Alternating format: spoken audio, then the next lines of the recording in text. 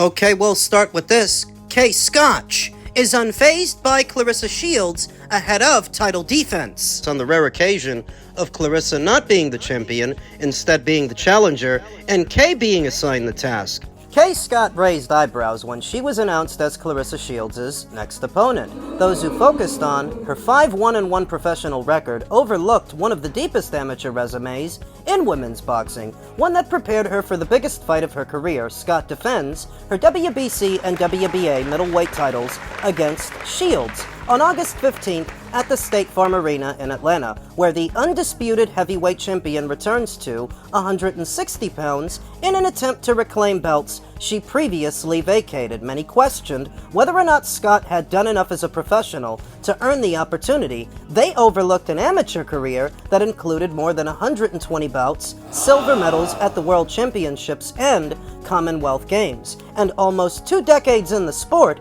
before she ever laced up as a professional. And it's because of her age. Kaye Scott is 42 years old. Proud, determined, and excited are the first 3 words that come to mind. Scott told World Boxing News when asked her feelings on landing the bout. "I'm an athlete that wants to test herself against the best. It drives you to be better and to embrace that uncomfortable space even more than normal." Scott's professional record tells only part of the story. Long before turning pro, she represented Australia on the international stage, won silver medals at the 2016 AIBA Women's World Championships and the 2022 Commonwealth Games, compiled more than 120 amateur bouts, and became part of Australian boxing history by competing in New South Wales' first sanctioned women's contest in 2009.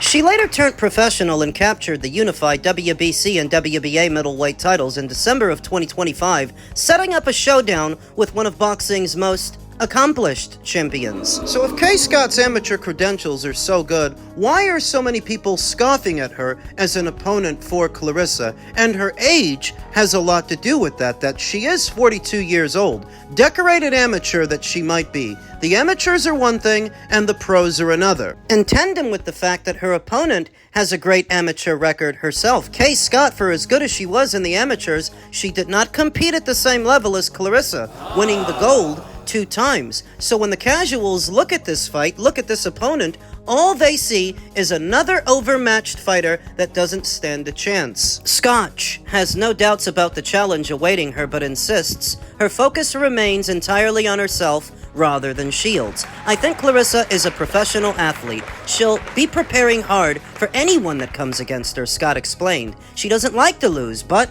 neither do I. I worry about me. She can overestimate or underestimate me. It doesn't make a difference to my preparation camp." The pair came face to face for the first time at the Atlanta press conference, although Scott refused to place much importance on the stare down. "I don't look too much into that," she said. "She's a confident and determined boxer. I think she would have seen that I'm not scared and very determined to keep my belts." The other added bit of it, why are so many people having a go at Kaye Scott?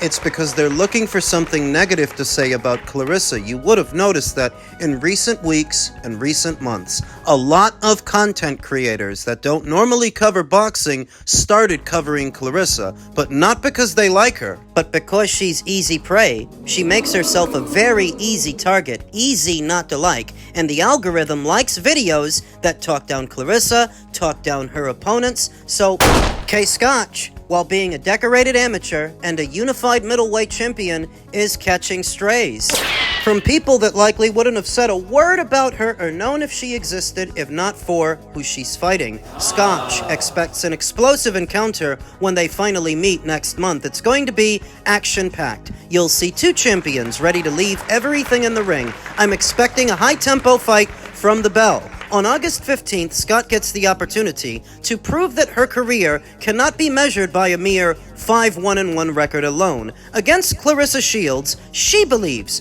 almost 2 decades of experience have prepared her for the defining fight of her career. All Kaye Scott really can do in this situation, where she's widely favored to lose, is put her best foot forward and give it her best effort. But for some perspective, Mary Spencer of Canada was also a decorated amateur, though for all of her success as an amateur As a professional, things didn't quite pan out. She got to fight for a title at 154, but she didn't win it, and she got to fight for a title recently at 160.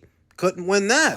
The point being, the amateurs are one thing, and the pros are quite another. Not every great amateur makes for a great professional. So in spite of Kaye's amateur credentials, that means Bo Diddley in a fight with Claressa that I and everybody else expect her to lose. It's just the question of how. Does she lose a decision, or does she get knocked out? Because she's not winning. Men's welterweight news. Benn on Brian Garcia. I wanted to punch his head in for sure. The war of words between Brian Garcia and Benn, which already feels like it's been going on for years, is unlikely to get louder now that the pair have at last agreed to sort it all out in the ring in September. The 27-year-old Garcia, 25-2 with 20 knockouts, is set to put his WBC welterweight title on the line against the 25-1, 14 KOs, Benn, 27, who is the mandatory challenger at 147 despite not fighting in the weight class since April of 2022 last year.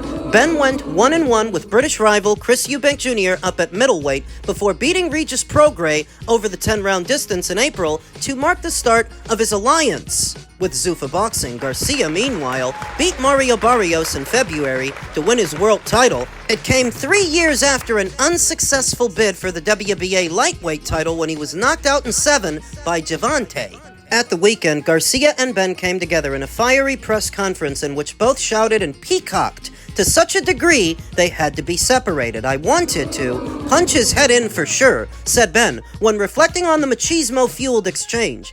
I would have had there and then with him. I'm not worried about nothing with Ryan. I ain't scared about nothing. What's there to be scared about? He's a spoiled brat, and he carries on like a little child, throwing his toys out of the pram, having social media tantrums. You think I'm worried about him? I've just gone up to middleweight and had a fight of the year. He's talking about the first fight with Chris, because the second one was a bit of a snoozer, and a lot less dramatic, but a lot more lopsided. Just based on how both fighters go about fighting a fight, Ryan Garcia versus Benn promises to be an aesthetically pleasing fight because Conor is an action guy, and so is Ryan Garcia. No sugarfoot fighters here. They're both limited with leaky defense, and oftentimes, it's the limited fighters that give you the most dramatic fights. What are both Conor and Ryan, if not limited? Though if we are to address the back-and-forth exchanges between the fighters, in one of my recent streams, I talked about how ironic it is that Benn, who doesn't have a drop of Latin blood in his system, speaks better Spanish than Brian Garcia. Brian, who we like to call a Yo No Sabo. KSSO. It's a derogatory term often used here in the United States for someone born to two Spanish-speaking parents but not being fluent in Spanish themselves. Somebody like Virgil Ortiz, somebody like Ryan. Ay Dios mío. And I'm not the only one that noticed. One of the Vargas boys actually brought it up too. Ryan's a no sabo. You're having a guy from the UK, right? Go ahead and disrespect you in Spanish. It's like, man. I mean, he may not have felt it, but I know Mexicans and Mexican Americans were like, ooh. You've been talking to your people. What's been the reaction from the familia? What are people saying and thinking? You know, Pops, OG, he's like, wow, vato, that I can't believe it, vato. I'm like, yeah, like, he really did that. Hey, and Benn knows his Spanish for real. I'm from Mexico, bro. You ain't got the heart. Yo tengo un huevo más grande que tú, cabrón. Me la pelas, pendejo, me la pelas. Get that belt, campeón, vamos. You got the raza support. I promise you, Mexican Americans, ya sé que yo no soy de México, pero hablo español muy bien. Y te apoyamos. So we got your full support, bro. All the Chicanos here in LA. Said the Mexicans that speak Spanish good. Man, boy. Hey, Emmy got me on the Spanish. Yeah. But we don't speak it too no sabo like Ryan. I'm gonna be real with you. Ryan, you gotta get some Rosetta Stone. You do not know how to speak Spanish, my boy. Why should that be important ahead of his boxing match with Benn? What difference does it make? What bearing does it have? And why do so many Spanish speakers, Mexican and otherwise, stress that Ryan needs to brush up on his Espanol? It's about a little bit more than just calling him a Yo No Sabo. It's about the machismo. It's about the attitudes and being able to communicate with your people, being in tune with the culture, the cuisine, the customs. Any true blue boxing fan knows that boxing is to the Mexicans what baseball is to the Dominicans, what hockey is to the Canadians, rugby to the Aussies. Boxing, good old fisticuffs, is a national pastime south of the border. But Ryan Garcia can't really say that he's in tune with the people south of the border because he doesn't speak the language. So you could drop this kid anywhere in Mexico, in Mazatlan, in Jalisco. He's a fucking tourist. Sonora y Hermosillo. He's a fucking tourist. He'd need a translator to get around. So you can't presume to be the Mexican fighter in all of this when the British guy speaks more Spanish than you do! Pocho. Sancocho. You don't find that shit embarrassing? That a guy from over there where it's cold and cloudy all the time knows more about La Raza than you do. Orale. Hard to say how Ryan Garcia feels about it because he doesn't speak the language, so he can't be in tune with what those Mexican nationals might be saying and thinking about him. When I look at Ryan, I don't see a Latino. No. I see a whitewashed Californian. What? Not Latino, not Hispanic. He's just a whitewashed kid like Selena Gomez or Christina Aguilera. What? So when you're not in tune with the culture, because you don't speak the language, you don't receive that innate influence of being that tough Mexican slugger, like a William Zepeda, for example. Brian is no William Zepeda. He's not gonna have that token Mexican machismo. He's more Californian than anything else. The Victorville vulva is about as Mexican as I am Ethiopian. California has its own culture. I mean, it has its own customs, its own traditions. So that's a thing, too. But that's basically saying that the Mexican fans aren't necessarily behind Brian Garcia, though if they're not... Why is he so popular? Who's he popular with? And I think I understand it now. Brian Garcia's core demographic of fans are those first and second and third generation Americans that have no real ties and no real bond to their Latin roots. They are Yo No Sabos, like Brian is a Yo No Sabo. Donde está la biblioteca? I get it now. I understand it. Who he's popular among and why. He is the poster child for all of those disenfranchised Yo No Sabos who are tired of being castigated for not speaking the language. What? Because I don't see a Mexican fighter when I look at Ryan Garcia. Do you? I see a whitewashed Californian going through an identity crisis. He doesn't know what to be because he's not actually Caucasian. He's not black. But he's not exactly Rico Suave either. He just is. Like a pimple on your ass. He's just there, being annoying. But I think he's going to beat Conor Benn. I like Conor Benn a little bit more than I like Brian Garcia, but at the end of the day, Conor Benn has not fought as a welterweight in about 4 years, and getting down there may take something out of him. Enough that Ryan don't gotta hit him too many times to stop him. I've got Brian.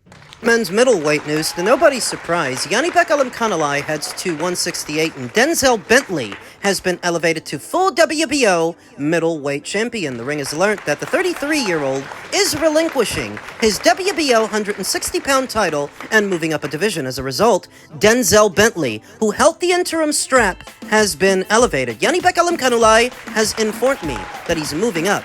Gustavo Olivieri, president of the WBO, told the ring he will now compete at super middle, and Denzel Bentley is now elevated to full champion. The Kazakh may have a new home, but he's still dealing with old news. In November of 2025, Alimkhanalai was flagged for an adverse finding of meldonium in his VADA test. As a result, he was removed from his December unification bout against Arislandi Lara, who still reigns as WBA champion. After investigating, the WBO suspended Alimkhanalai for 1 year, but chose not to strip him of his title. Once his ban is lifted in December, he'll start a new chapter at 168. During Alimkhanalai's ban, the sanctioning body crowned Bentley as its interim champion after the Englishman defeated Endri Saavedra via 7th-round stoppage in April. For Bentley, becoming a world champion was a lifelong dream. However, he could face a monumental challenge in the coming months. The ring was informed that Cuba's Yoenli Hernandez, the hard-hitting undefeated Cuban and WBO mandatory,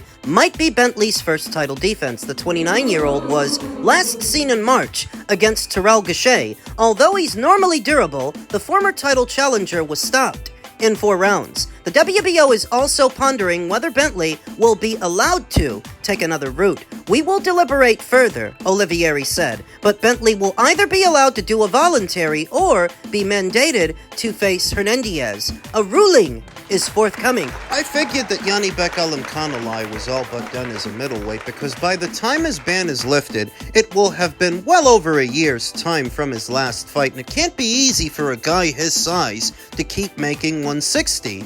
Don't you remember the time he collapsed on the scales due to dehydration? It's about time that he moved up, and when he does, the super middleweight division becomes that much deeper for it! Who can he beat up there, though? Now, I would give Janibek reasonable odds right now to beat Jermall Charlo, Armando Resendiz. So essentially middleweights who moved up like him. I think that Janibek could give Jaime Munguia, the newly minted WBA champion up there, a decent fight, a hard fight. That could be a 50-50. Another guy who moved up in weight. As far as what bona fide super middleweights could Janibek actually beat, I think you could give him good odds against Caleb Plant, Bektemir Melenkuziev, Kevin Lele Sajo. Janibek is not a small middleweight, you know. He's got a lot of height and a lot of length for a middleweight. Plenty of room to fill out at 168. Kinda gave it away he was going up there about a week ago when he called out Canelo Alvarez. Canelo don't fight at 160, so if you want him, you must be going to 168. I don't think they're going to be squirrely around him up there. You know, Janibek was a physically imposing middleweight. As stated, he had a lot of size for a 160-pounder, but he'll fit right in at 168 to where he's a moderately sized fighter. Not that big, not small either. What route should he go? I think he should go the WBO route or the IBF route. Forget about the WBC and forget about the WBA because they are happy to leave you in limbo for years at a time without ordering a fight, even if you're the interim. If you're not one of their select favorites, they'll just leave you there with a stay busy belt to keep you busy. He should go after Hamza Shiraz, the newly minted WBO champion. Just so happens to be a middleweight who moved up in weight like he moved up in weight. And going the WBO route, you have the assurance that so long as you fight in those eliminators and you win, you'll get your crack at the apple, your shot at the big time. He should go the WBO route or the IBF route, but of course, the caveat with the IBF is they have that rehydration cap. He shouldn't give the WBC or the WBA 1 cent out of his purse to waste his time and give him the runaround. He should go for the brown belt or the red one, just like he did at 160. And so one of the more ignominious reigns of a middleweight champion now comes to an end. It wasn't Janibek's fault per se. He wanted the fights, he just couldn't get them. Maybe he'll have better luck now at 168.